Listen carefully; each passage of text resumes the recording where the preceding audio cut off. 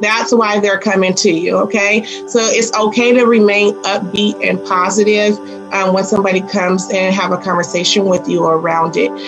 With that being said, relationship is so important both ways. So I know we're going to talk about how to start a conversation with someone that you are observing having these symptoms. And then if you are the person having these symptoms, how do you reach out for help? But relationship is so important. You wouldn't expect, or you yourself wouldn't allow a stranger on the street to walk up to you and ask you, what is your social security number, right?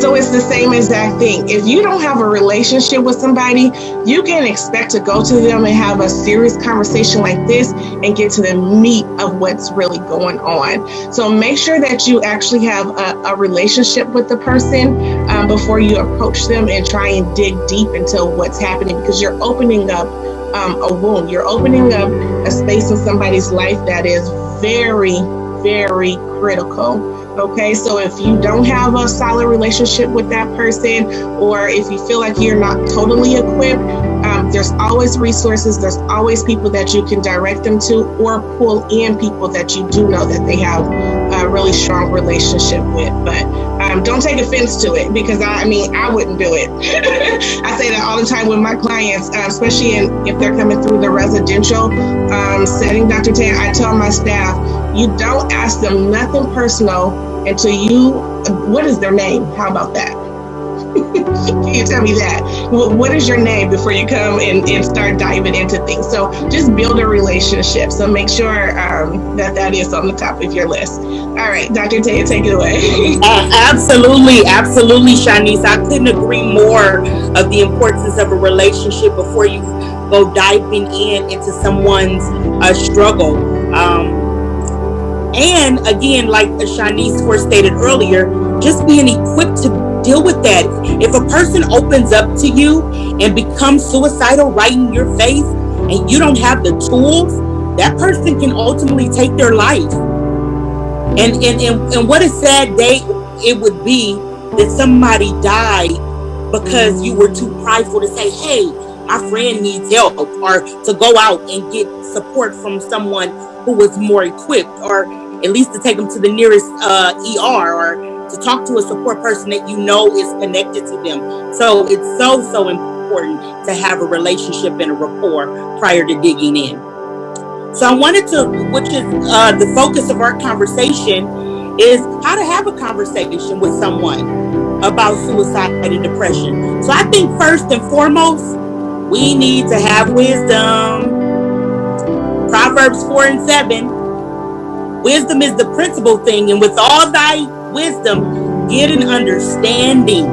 What that simply means is go and ask questions. Questions that are pertinent, right? Spend time with people, right? So you can understand what triggers them. That's a word we use often, is there are some people that you have to deal with very, very, take it in small bites, because it may be too much for them to digest. So it's not good, your tone of voice, how you present yourself. And so understanding what a person's triggers are very important. So have wisdom when you're approaching someone with depression and or suicide. If you don't know what to say to someone, you want to go to someone who can lead them into the right direction.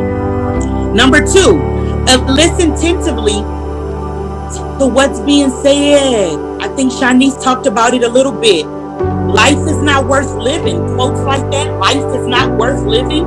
I need to probably expound more what's going on for the person that they don't want to live anymore. Constant dialogue about death and dying.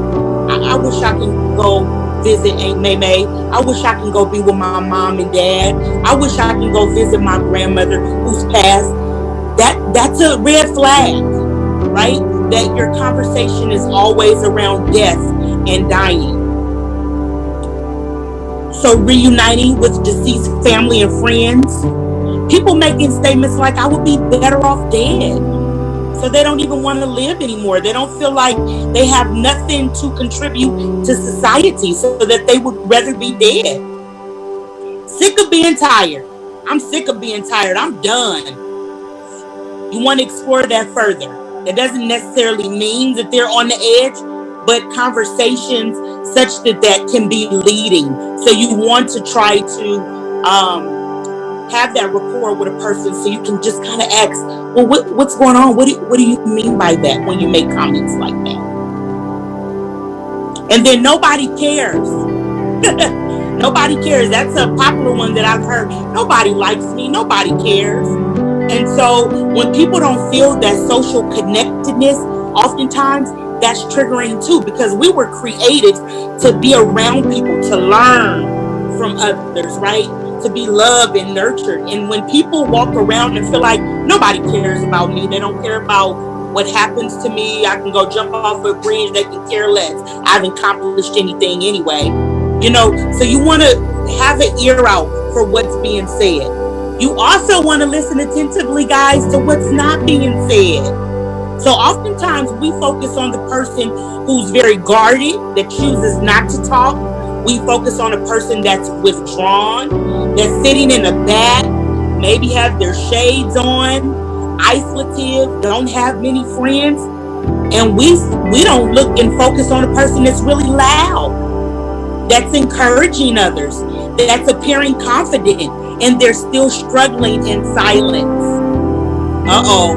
Because we were taught and we were conditioned that if you have persistent sadness, and if you're never around people, not that those aren't warning signs and that we should look out and check in with those people, but we fail to check in or look out at the ones who's very loud and they're appearing confident and they're struggling in the inside.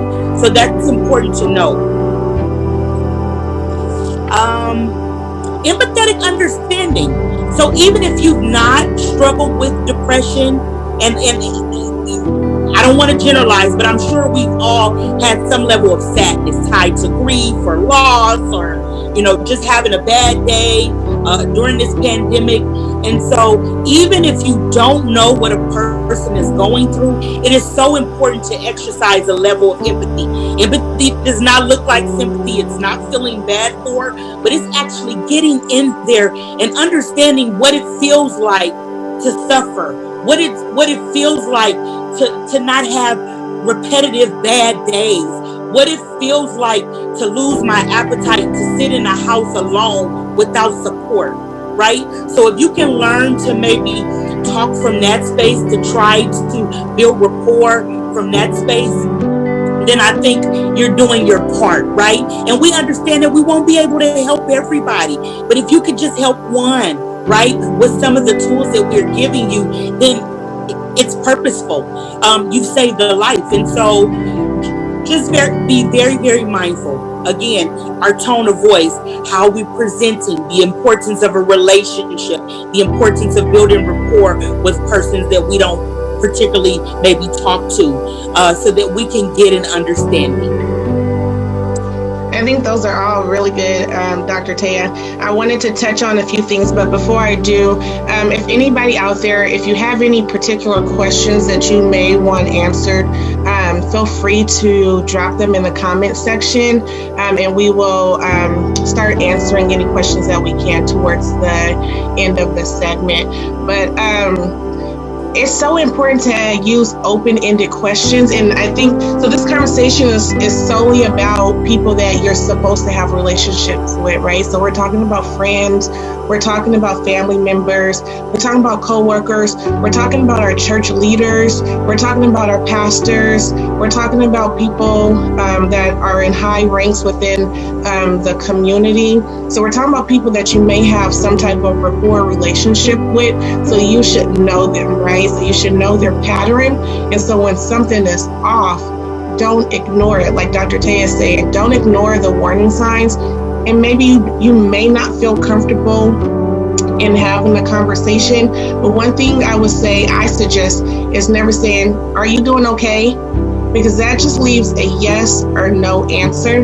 opposed to say, how are you doing? And then if somebody just says, I'm okay, or I'm fine, like, what does that mean? Like, what do you mean you fine? Well, tell me about your day. Like, what's going on? And then you can later on say, you know what? The last couple of times I talked to you, you look so tired, girl. Like, is everything okay? I just want to check on you, because normally, you know, your face is beat, you know, like you have a lot of energy, and I'm just, you know, just checking on you. If you don't feel like talking about it, that's fine. Keep it as normal as possible. Leave it in your regular tone of voice, how you normally communicate with people. And so it's an authentic conversation with the other person, right? So open-ended questions are very good. If it's a significant other, hey babe, what's going on? You seem like you've been down lately. Like, what can I do to help cheer you up? Is everything okay? Like, start off a normal conversation.